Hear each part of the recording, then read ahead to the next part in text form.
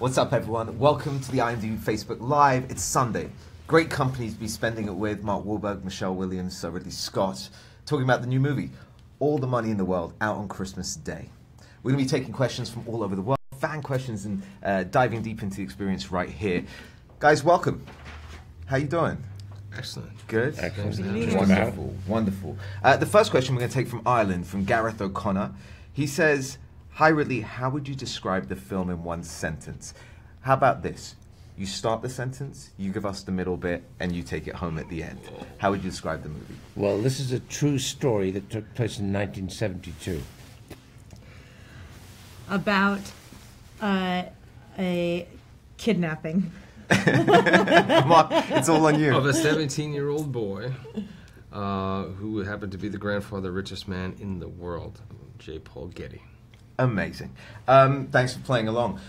What is it, Ridley, that you're looking for in a script, and what was it that attracted you to this particular story? Well, I'm a kid in a toy store, and I've always keep saying, my plan is there is absolutely no plan. I'm entirely random, and if I see this nice teddy bear sitting on a shelf, I'll say, I want that teddy bear, I'll go and make the film. And so I'm perceived as being very random in my choices. This script landed on my desk, which rarely happens, and it came from that silly thing called the Blacklist. Okay. I read it and called up Sony saying, you got the best script in town, dude.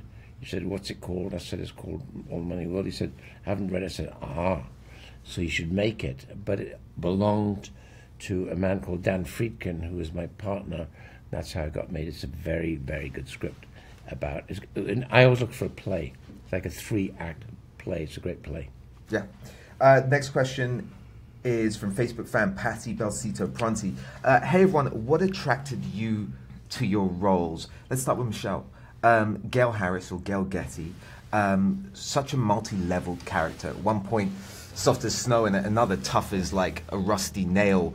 How did you get into that character? You know, I think of her now as maybe the first woman that I've played, the first fully grown-up woman that I've played. And it was a real honor. She's an incredibly brave woman and an incredibly wise woman, and there are a few clips that existed on the internet that I spent a lot of time with and learned so much from. Her precision, her use of language, her insistence on the truth. She's an incredibly admirable woman who knew that to get through this time, she was going to have to gather all of her resources and stay true to the path. I think what's awesome about her characters, we see such a kind of development in her throughout the entire movie, like you said, like a play. Yeah. Mark, Fletcher Chace, super interesting character for me. What I loved about him in particular was the fact that he's a total badass who doesn't need to carry a gun, right? You've played roles before, from Three Kings to Four Brothers to, you're no stranger to carrying a weapon. Did that make him even tougher in kind of these sort of times?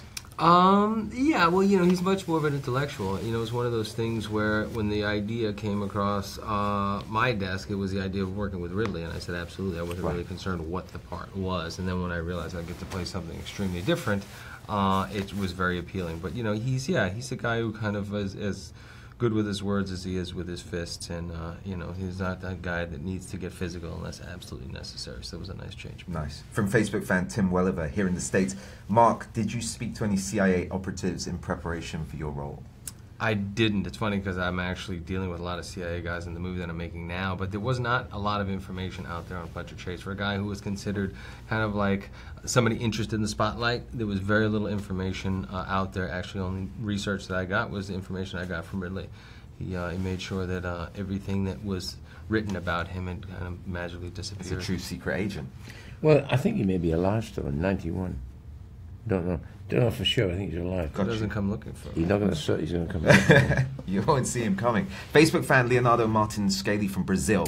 For the actors, when you play characters based on real people, do you think it's important to cope with their actions without judging them? And if so, is that difficult to do? Really enjoyed watching the film. Greetings from Brazil. No, I think I try not to be judgmental in general as a person. So it doesn't behoove me in any way to judge a character.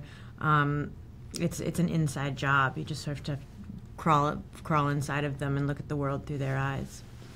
And Mark, when you're researching a character like you said, who you can't really find that much about, how do you pair that to kind of representing the real story and creating a watchable character? Well, it's nice when you have a great piece of material in front of you that really kind of spells out who this guy is and kind of his loyalty to J. Paul Getty.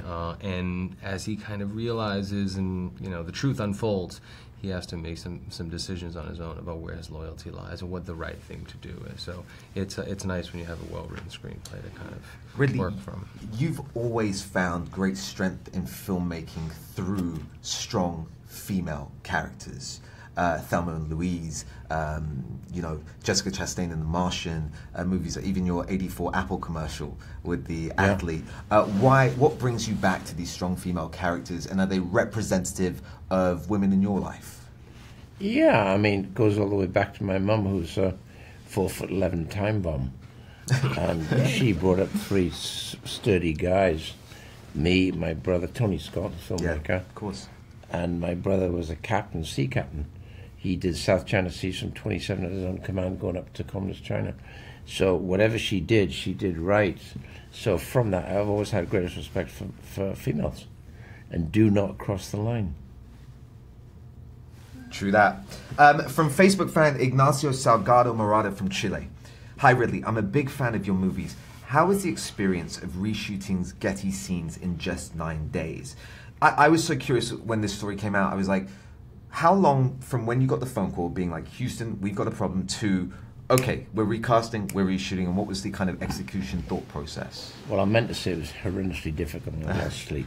But actually, you reach a point of professionalism in my crew, and first of all, you do your diligence. You see who's available and when, and are the places that are going to have to reshoot available.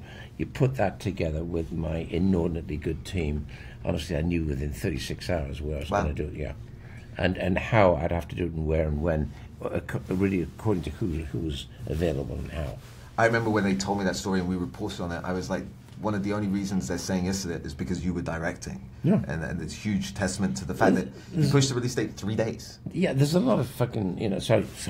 It's too. There's a lot of, what they call studying your navel. And I stopped studying my navel years ago. I learned to a voice. I got a voice in it. And eventually you trust your inner voice.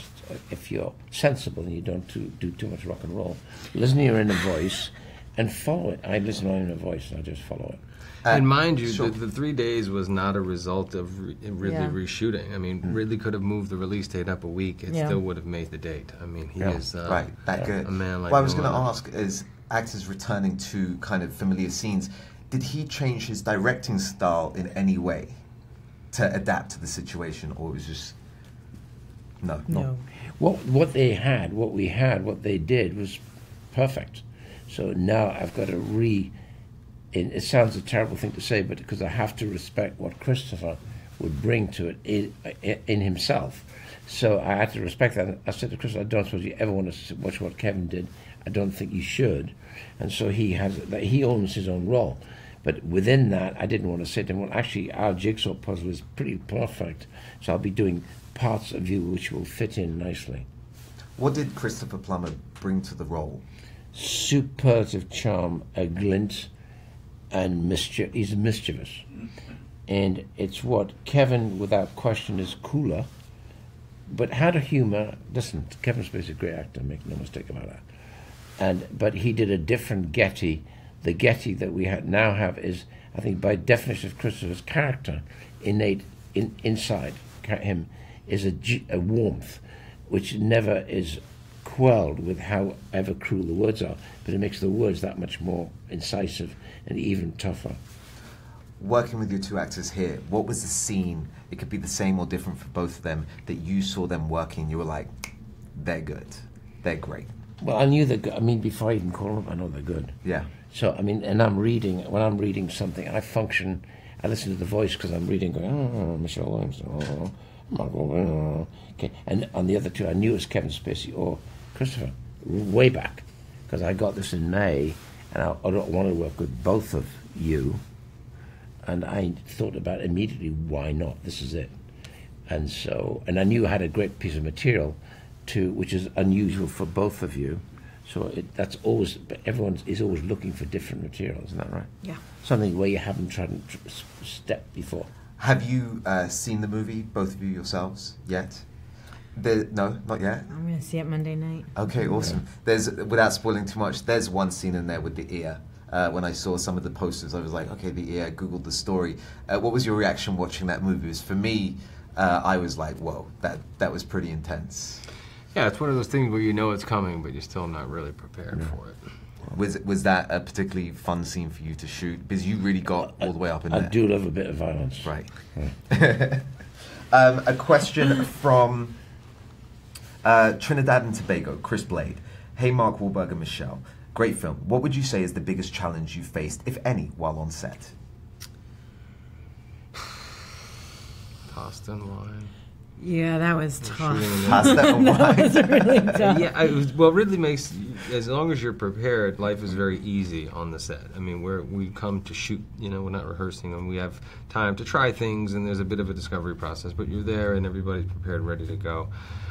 So I think just being in Italy and all the wonderful things that come along with that were very tempting, and certainly indulged as often as possible.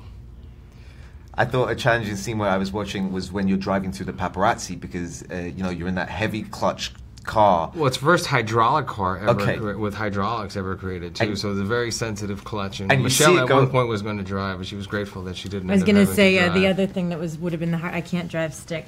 And it's a shifter on the column. I had to, Yes. It was funny because I saw that scene where the car rolls forward, rolls back. I'm like, that's dangerous right there. But well, it was dangerous for them. For them, not for you. Of course, the it's a hydraulic car. I felt very safe with you behind the wheel. I was really glad you were doing the driving. That's a tricky car. And the Jensen Interceptor. Yeah. Yes, big car, great car. Yeah. So really, I can't have you here without speaking about sci-fi just a tad. Yeah. I think everyone here has got a favorite Ridley Scott movie. I've always noticed the theme, especially in your movies. You talk about kind of humanity's and the human race's position in the universe. It's a big theme that seems to be developing even further with your movies. Just your take on it. What do you think is the meaning of life or our need for existence here? Oh, God. I mean, okay. No, I've come to that logic. It's logical. And if you ask, I don't believe in God, but I believe in a higher process, most for sure. Do I believe that we were pre-visited? Definitely. Right, definitely, most definitely.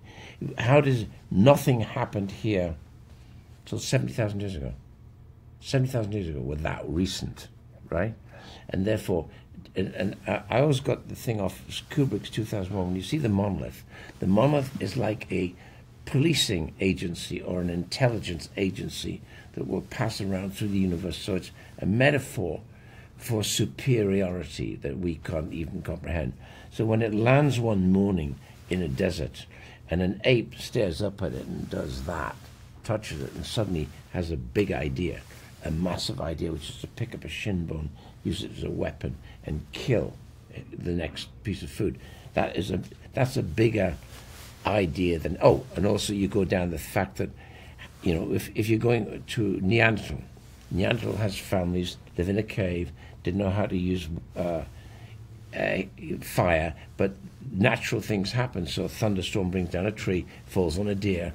The deer cooks.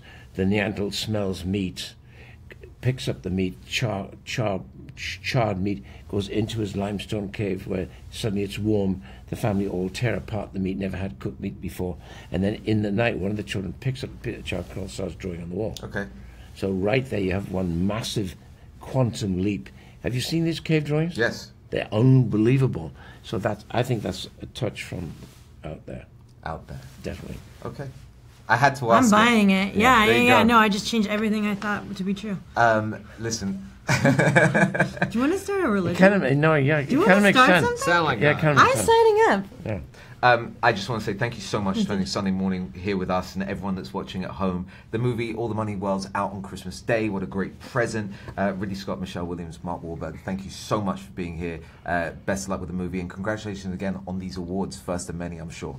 Thank you. All right. Thank Thank you. Thank you. Yes. Thank you, sir. I know, me too. I want.